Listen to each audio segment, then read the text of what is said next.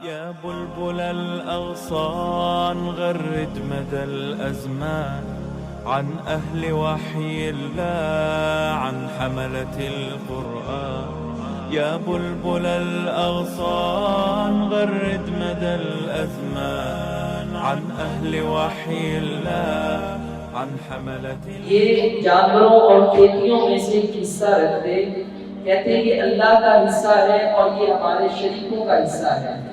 اگر شریکوں کا حصہ کم ہو جاتا تو اللہ کا حصہ اٹھا کر شرکاء کو دیتے، اور اگر شرکاء کا حصہ کم پڑتا ہے تو اللہ کا حصہ تو دیا ہے، مگر اللہ کا حصہ کم ہونے پر شرکاء کے حصے سے اللہ رب العالمین کا حصہ پورا نہیں کرتے تھے۔ فرمایا ایک تو یہ اللہ تعالیٰ کے ساتھ شرک کرتے ہیں، دوسرا یہ اللہ رب العالمین کے لیے جو حصہ خاص کرتے ہیں اس کے لیے بھی اپنے بتوں کی وجہ سے کمی کرتے ہیں۔ اس کے بعد اللہ تعالیٰ نے دوسرا ان کا جرم بیان کیا کہ یہ اولادیں ہیں۔ ایک ہے جانور بتوں کے نام کرنا اور ان کے نام پہ ذبح کرنا، ایک یہ تھا کہ اپنی اولادیں بھی ان کے نام پر قتل کر دیتے ہیں۔ اللہ تعالیٰ قرآن میں فرماتا ہے وَكَذَلِكَ زَيَّنَ لِكَثِيرٍ مِّنَ الْمُشْرِكِينَ قَتْلَ أَوْلَادِهِمْ۔ یہ جو شیطان ہے، یہ جو بتوں کی عبادت ہے، اس نے ان کے لیے مزین کر دیا کہ یہ بتوں کے نام پر اپنی اولادیں بھی قتل کر دیا کرتے تھے۔ اور تیسری بات کہ جو بتوں کے لیے مجاور بن کے بیٹھتے ان کے لیے بھی جانوروں کو خاص کر دیتے کہ یہ جانور ان کے لیے خاص ہے، اس پہ سواری نہیں ہو سکتی کیونکہ یہ بتوں کے مجاوروں کے نام کر دیا گیا ہے۔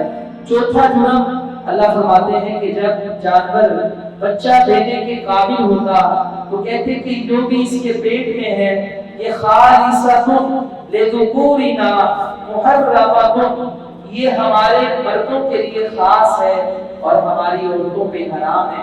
اسی طرح بعض دفعہ کسی جانور کو کہہ دیتے کہ اگر اس کے گھر میں بکرا پیدا ہوا تو یہ ہماری عورتوں کے لیے جائز ہے اور ہمارے مردوں کے لیے ناجائز ہے، یا بعض دفعہ وہ یہ بات کہہ دیتے کہ یہ جو اگر یہ بچہ مردہ پیدا ہوا تو یہ دونوں کے لیے جائز ہو جائے گا۔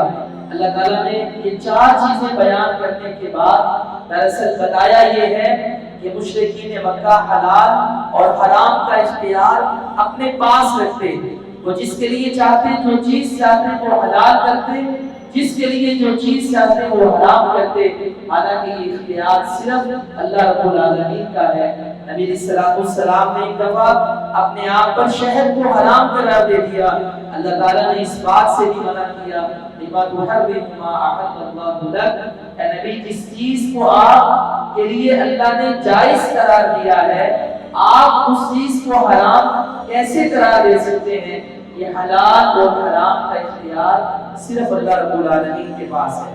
اس کے بعد اللہ تعالیٰ نے عشر ادا کرنے کا حکم دیا، کہا یہ جو کھیتیاں ہیں، یہ جو باغات ہیں، تمہیں جو اللہ تعالیٰ ان سے اناج دیتا ہے اس میں سے 10واں حصہ تم اللہ تعالیٰ کے راستے میں دو۔ اور نبی علیہ السلام نے اس کی مزید وضاحت فرما دی کہ اگر یہ ٹیوب ویل کا پانی یعنی جو محنت سے پیسے سے پانی حاصل کیا جاتا ہے اگر اس سے حاصل ہونے والی فصل ہو تو 20واں حصہ اللہ کے راستے میں، اگر نہری یا بارشوں کا پانی ہو تو 10واں حصہ اللہ کے راستے میں فصل سے پہلے نکالیں گے، بعد میں اس کے اخراجات پورے کریں گے اور یہ حصے ان کے لوگوں میں تقسیم ہوں گے۔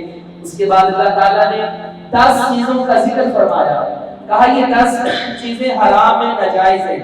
سب سے پہلے شرک کرنا، دوسرے نمبر پہ والدین کی نافرمانی کرنا، تیسرے نمبر پہ اولاد کو قتل کرنا، چوتھے نمبر پہ فحاشی و بیانی کی طرف جانا، 5ویں نمبر پہ ایسے کسی کو ناحق قتل کرنا، 6 نمبر پہ یتیم کا مال کھانا، 7ویں نمبر پہ ماپ توڑ میں کمی کرنا، 8ویں نمبر پہ عدل و انصاف نہ کرنا، 9ویں نمبر پہ وعدہ خلافی کرنا اور 10ویں نمبر پہ اللہ کا وعدہ بحال کرنا۔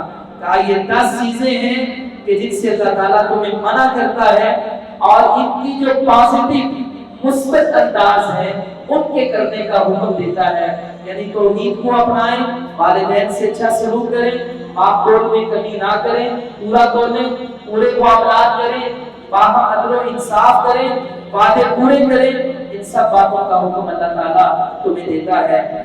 اس کے بعد اللہ تعالیٰ کی رحمت، اس کی ایک مثال ہے، انسان کوئی نیکی کرے، اللہ کی رحمت دیکھیے، اللہ فرماتا ہے ایک نیکی کرو میں اس کے بدلے میں تمہیں 10 نیکیاں عطا فرماؤں گا۔ من جاء بالحسنۃ فلہ عشر امثالھا، تم کل ایک نیکی لے کر آنا، میں اس کے بدلے میں 10 نیکیاں دوں گا۔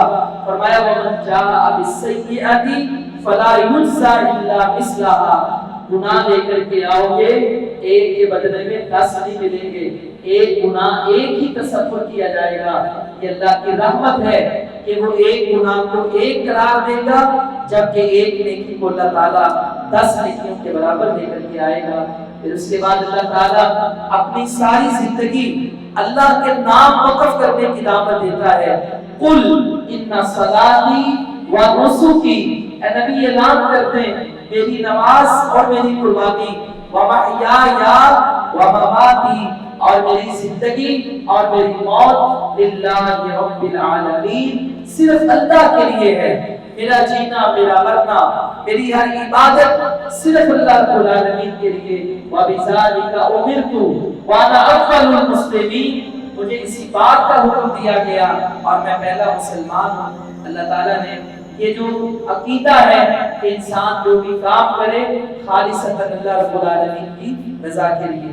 اس کے بعد اسی پارے میں سورہ الاعراف کا آغاز ہوتا ہے۔ یہ سورت مکی سورت ہے، اس وقت نازل ہوئی کہ جب نبی علیہ السلام کے قتل کے منصوبے بنائے جا رہے تھے اور آپ عین ہجرت کے قریب پہنچ چکے تھے، اور اس وقت اللہ رب العالمین نے یہ سورت نازل فرمائی۔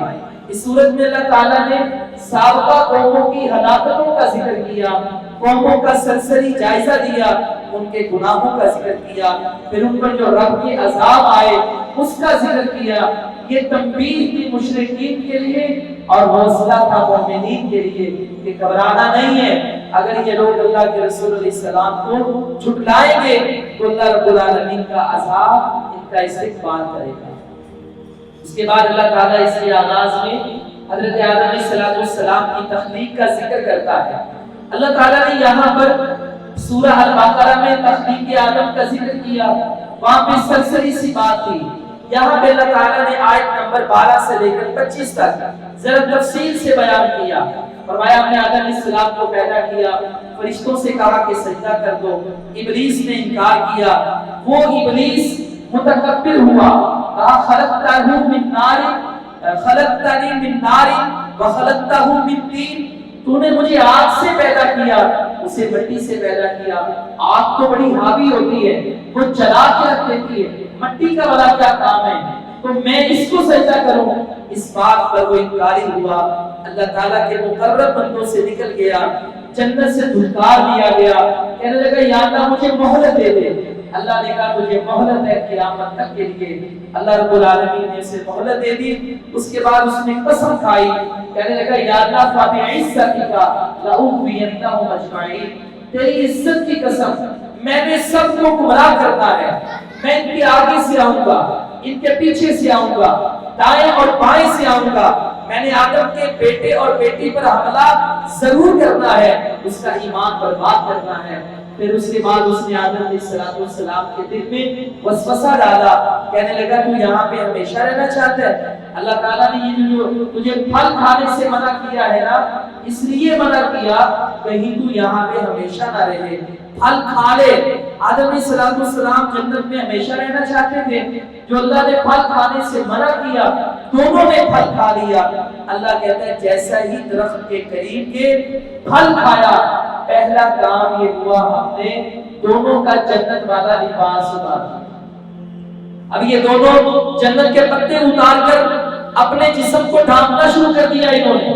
کہا لوگوں یاد رکھنا، اللہ رب العالمین اس سورت میں فرماتا ہے یا بنی آدم قد، پہلی بات یہ ہے آدم کی اولاد، یہ جو آپ کو اللہ نے لباس دیا نا دنیا میں، یہ زیب و زینت بھی ہے لیکن آپ کی شرمگاہ کو چھپانے والا ہے۔ پہلی بات کہ یہ لباس یواری سوآتکم وریشا ولباس التقوی خیر، اور جو تقوی والا لباس ہے یہ تو سب سے بہتر ہے۔ پھر اللہ نے کہا یا بنی آدم لا یفتننکم الشیطان، تمہیں کہیں شیطان آزمائش میں نہ ڈال دے، کما اخرج ابویکم من الجنہ، جیسے اس نے تمہارے ماں باپ کو جنت سے نکالا تھا۔ کیسے نکالا؟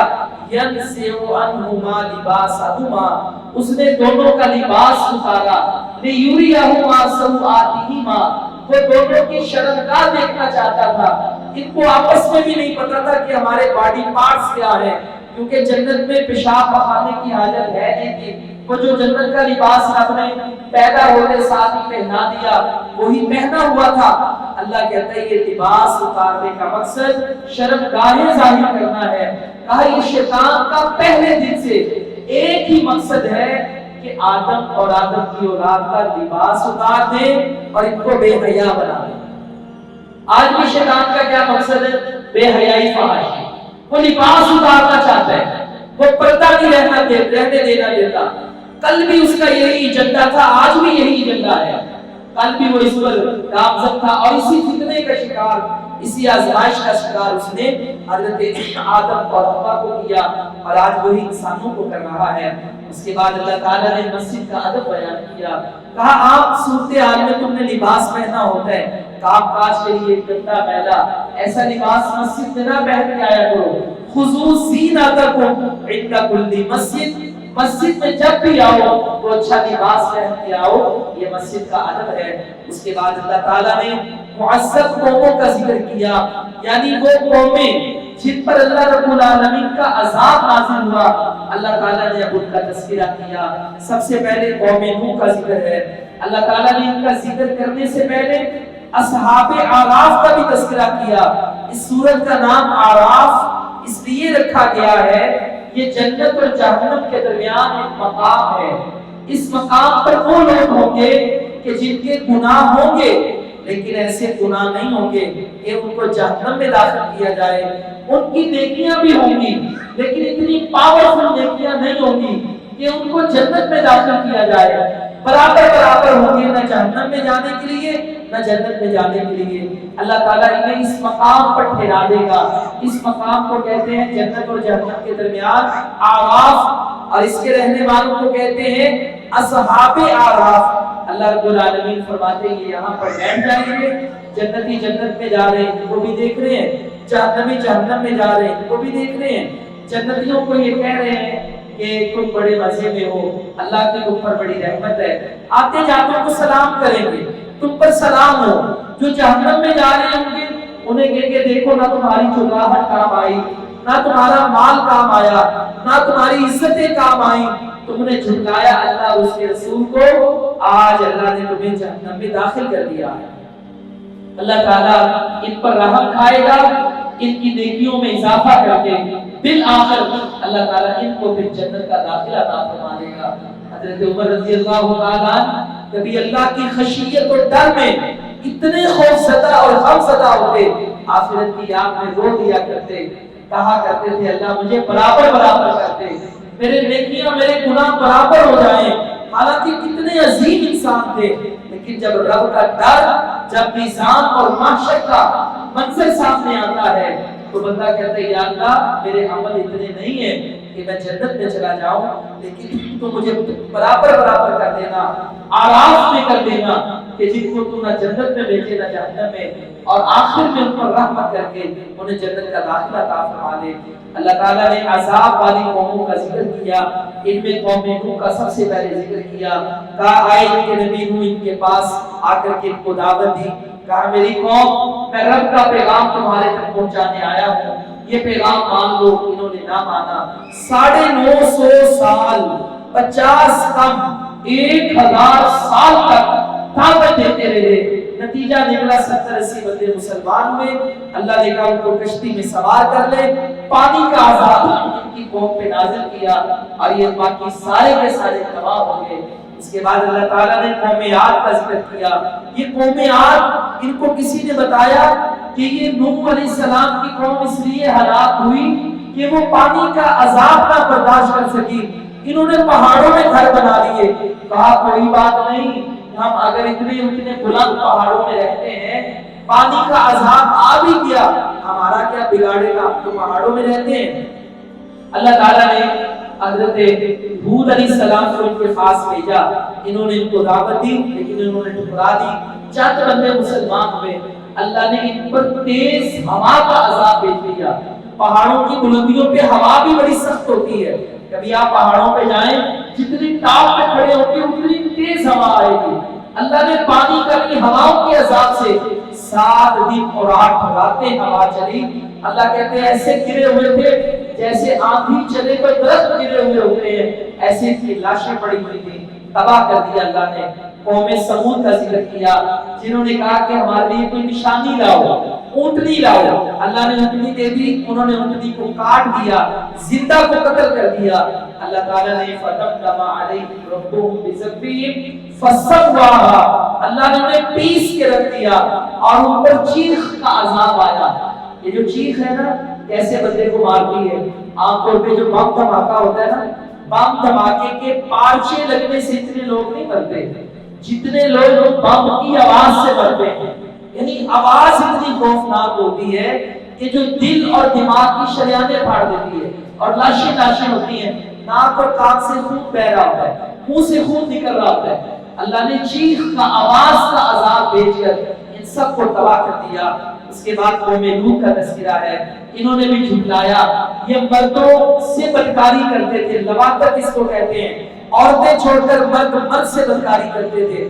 یہ اتنا کبیرہ گناہ تھا کہ جب حضرت لوط کے پاس فرشتے آئے انسانی شکل میں، یہ سارے فرشتوں کے پیچھے بھاگ پڑے۔ اللہ تعالیٰ نے ان کی بستی کو آسمانوں پر لے جا کر پتھر مارے انہیں اور زمین کو الٹا پٹک کے رکھ دیا، زمین پر تباہ کر دیا۔ اور اس کے بعد قوم مدین کا ذکر ہے کہ جن کے پاس اللہ نے شعیب علیہ السلام کو بھیجا، ان کا گناہ یہ تھا یہ ماپ تول میں کمی کیا کرتے تھے اور اللہ کے ساتھ شرک کیا کرتے تھے۔ انہوں نے بھی شعیب علیہ السلام کی دعوت کو جھٹلایا، اللہ تعالیٰ نے ان پر زلزلے کا عذاب نازل کیا۔ فَأَخَذَتْهُمُ الرَّجْفَةُ، اللہ کہتا ہے زلزلہ آیا، چند سیکنڈوں میں دنیا کے نقشے بدل گئے، تباہ کر کے رکھ دیا ہم نے ان کو۔ اور بھی آگے قوموں کا ذکر 9ویں پارے میں ہے۔ تو اللہ تعالیٰ اس صورت میں ان معذب عذاب شدہ قوموں کا تذکرہ کر کے ایمان والوں کو تسلی دے رہا ہے اور مشرکین کو تنبیہ کر رہا ہے، اگر تم ایمان والوں اور نبی صلی اللہ علیہ وسلم پر ظلم و ستم سے باز نہ آئے تو اللہ اس طرح بھی عذاب بھیج کر تباہ کر سکتا ہے۔ اللہ تعالیٰ نے پہلی بہت ساری مثالیں ایسی دنیا میں رکھی ہیں۔ اللہ تعالیٰ سمجھنے کی، عمل کرنے کی توفیق عطا فرمائے۔ وآخر دعوانا